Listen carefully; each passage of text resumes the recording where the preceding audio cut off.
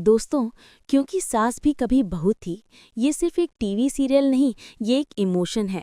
एक ऐसी गाथा जो सालों से हमारे दिलों पर राज कर रही है।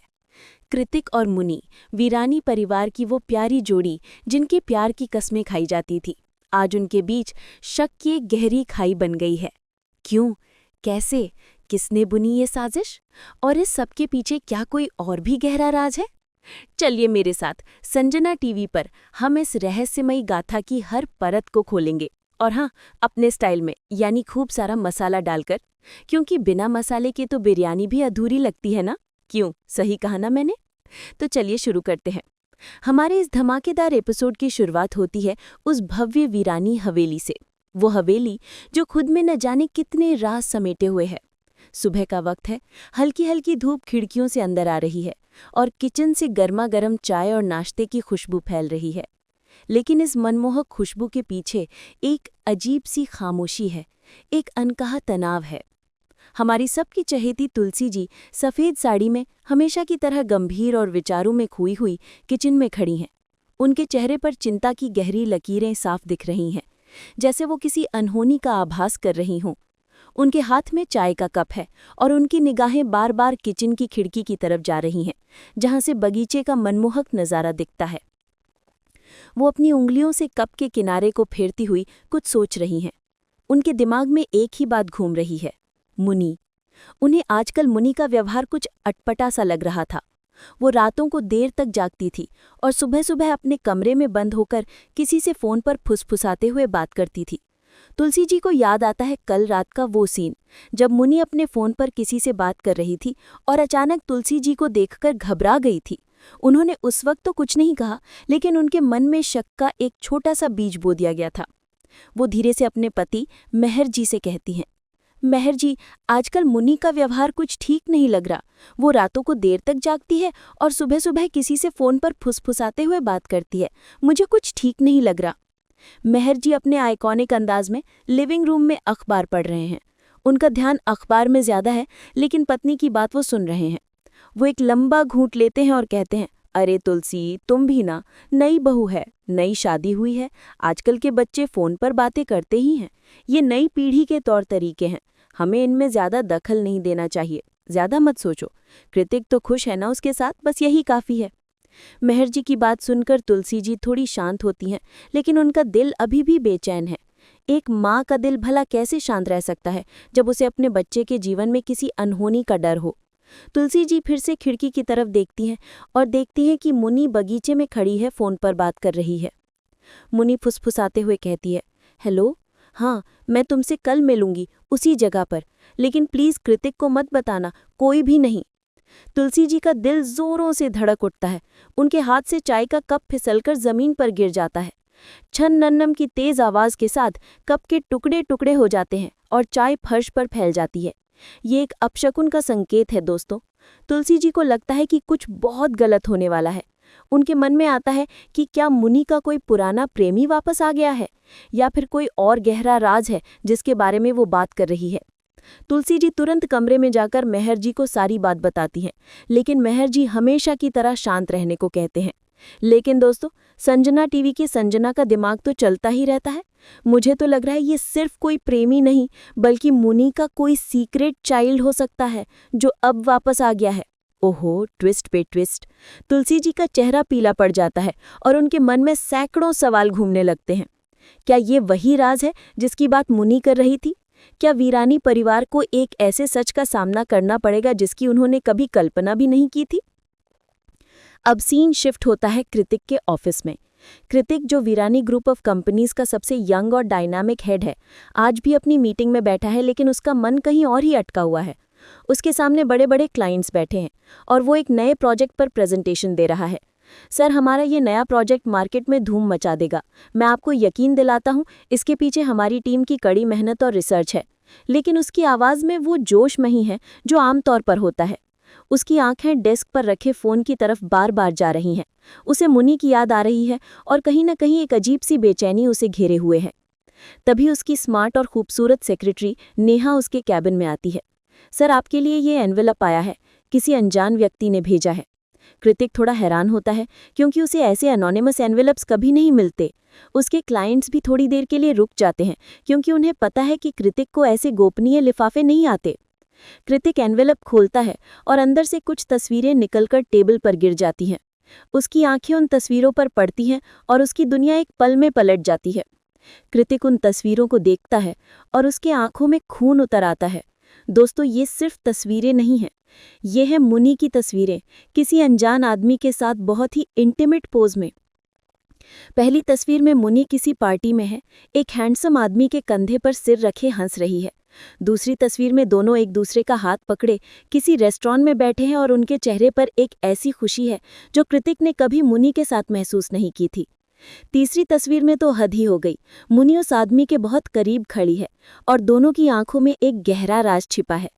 कृतिक की सांसें रुक जाती हैं, उसके चेहरे का रंग उड़ जाता है, उसका चेहरा गुस्से से लाल हो जाता है, उसकी नसों में खून तेजी से दौड़ने लगता है जैसे कोई ज्वालामुखी फटने वाला हो।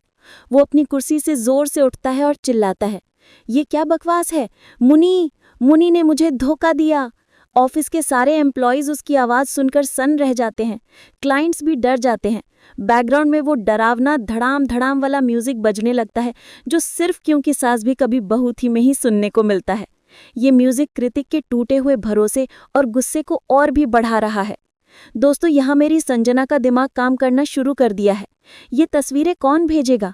मुझे तो लगता है कि ये सिर्फ कोई बाहरी आदमी नहीं बल्कि वीरानी परिवार का ही कोई सदस्य है जो मुनि से नफरत करता है। क्या ये परी हो सकती है जो हमेशा से कृतिक को पसंद करती थी और मुनि से जलती थी? परी ने बचपन से कृतिक को चाहा था और मुनि के आने से उसकी दुनिया उजड़ गई थी। या फिर कोई ऐसा आदमी जिसने मुनि को ब्लैकमेल करने की कोशिश की हो और मुनि ने मना कर दिया हो। कृतिक के मन में एक ही बात घूम रही है, मुनि ने मुझे धोखा दिया। उसका वो प्यार, वो भरोसा सब चकनाचूर हो गया है। उसे याद आता है उनकी शादी का दिन, मुनि की आंखों में प्यार, उनके वो वादे, मैं हमेशा तुम्हारी रहूंगी कृतिक जी। अब सब झूठ लगने लगा है। उसे लगता है कि उसका पूरा जीवन एक धोखे पर टिका था। वो अपनी कार में बैठकर वीरानी हवेली की तरफ दौड़ देता है। ऋतिक गुस्से में अपनी गाड़ी से उतरता है और हवेली की सीढ़ियां दो दो करके चढ़ता है। उसका दिल तेजी से धड़क रहा है और उसकी आंखों में सिर्फ बदला लेने की आग है। उसके कदम भारी हैं, लेकिन उसका गुस्सा उसे अंदर धकेल रहा है। वो सीधा मुनि के कमरे की तरफ जाता है। मुनि का कमरा, जो हमेशा प्यार और शांति से भरा रहता था, पिंक कलर्स, फूलों वाली चादरों और खुशबूदार मोमबत्तियों से सजा था, आज एक युद्ध के मैदान जैसा लगने वाला है। मुनि शीशे के सामने खड़ी अपने बाल संवार रही है और गुनगुना रही है, तेरी महफिल में किस्मत आजमा कर हम भी देखेंगे। वो एक परफेक्ट बहू और पत्नी के रोल में है, लेकिन उसे नहीं पता कि क्या तूफान आने वाला है। उसकी दुनिया एक पल में बिखरने वाली है। दरवाजा जोर से खुलता है और कृतिक अंदर आता है। मुनि! उसकी आवाज इतनी तेज और गुस्से वाली है कि मुनि चौंक जाती है। उसके हाथ से कंघा छूट जाता है। मुनि! कृतिक जी, आप इतनी जल्दी? चाय लाऊं आपके लिए? वो स्माइल करती हुई पूछती है, लेकिन कृतिक का चेहरा गुस्से से लाल है। उसकी आंखें अंगारों की तरह दहक रही हैं। वो उन तस्वीरों को टेबल पर पटक देता है और वे कमरे में बिखर जाती हैं। मुनि उन तस्वीरों को देखती है और उसका चेहरा सफ़ेद पड़ जाता है। उसकी आंखों में पहले तो सदमा दिखता है, फिर डर और फिर गुस्सा। ये सब झूठ है कृतिक जी, ये तस्वीरें फेक हैं। कोई मुझे फंसाने की कोशिश कर रहा है, वो कांपते हुए कहती है। उसकी आवाज़ में डर और बेबसी साफ झलक रही है, लेकिन कृतिक उसकी बात सुनने को तैयार नहीं है। उसका गुस्सा 7वें आसमान पर है। वो चिल्लाता है, झूठ मत बोल, मैंने अपनी आंखों से देखा है ये सब। फेक तो तू है। किसके साथ गले मिली हुई है? बताओ, कौन है वो कमीना? मुनि रोने लगती है, घुटनों पर गिर जाती है। प्लीज कृतिक जी, मेरी बात सुनो, ये सब एक गलतफहमी है, मैं आपको सब बताऊंगी।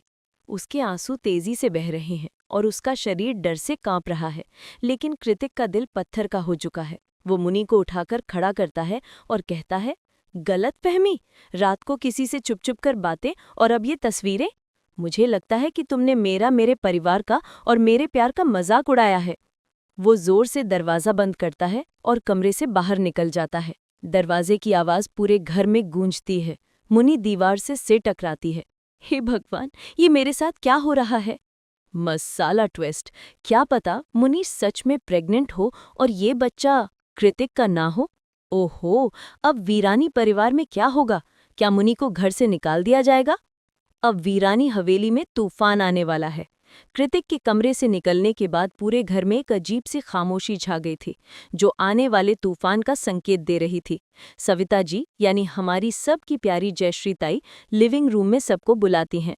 उनके चेहरे पर भी चिंता की लकीरें हैं, लेकिन उनकी आंखों में गुस्सा साफ झलक रहा है। क्या हो गया है इस घर को? हवा में इतना तनाव क्यों है? कोई कुछ बताता क्यों नहीं? तुलसी जी रोते हुए आती हैं। उनकी आंखें लाल हैं और उनके चेहरे पर दर्द साफ छलक रहा है।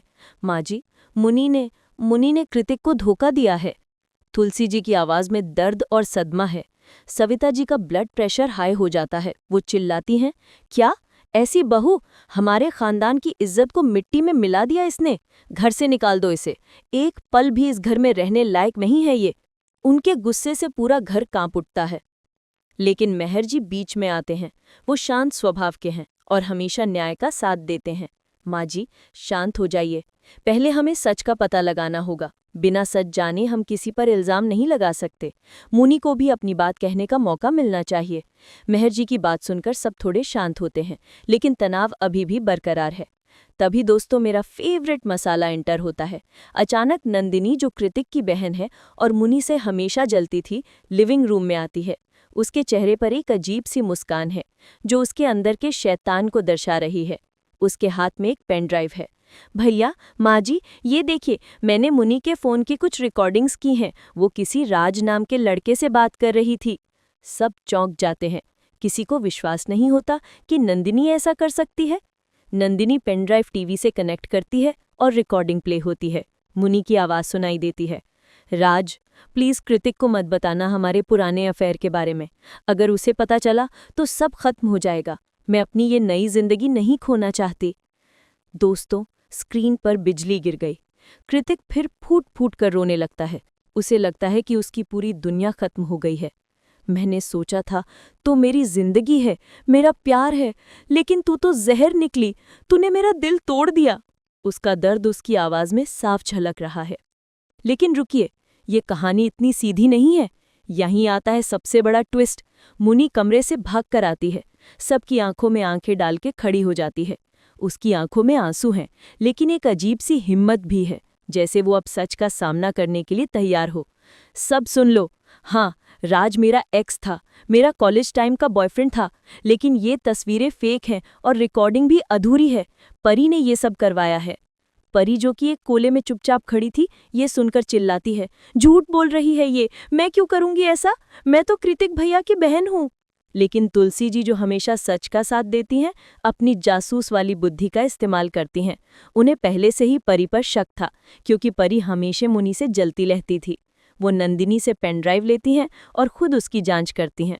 वो देखती हैं कि रिकॉर्डिंग में कुछ कट्स लगे हैं और तस्वीरों में भी छेड़छाड़ की गई है। और दोस्तों, सच सामने आता है। तुलसी जी सबको बताती हैं कि परी ने ही राज को पैसे देकर ये सब रचा था। परी ने ही मुनि की पुरानी तस्वीरों को फोटोशॉप करवाया था और नंदिनी के साथ मिलकर ये झूठी रिकॉर्डिंग बनवाई थी। परी रोने लगती है। हाँ, मैंने ये सब इसलिए किया क्योंकि मुनि मेरी जिंदगी बर्बाद कर रही थी। वो कृतिक को मुझसे छीन रही थी। मुझे लगा कि अगर मुनि चली जाएगी तो कृतिक मेरा हो जाएगा। वाह, क्या ट्विस्ट था। वीरानी परिवार सदमे में है।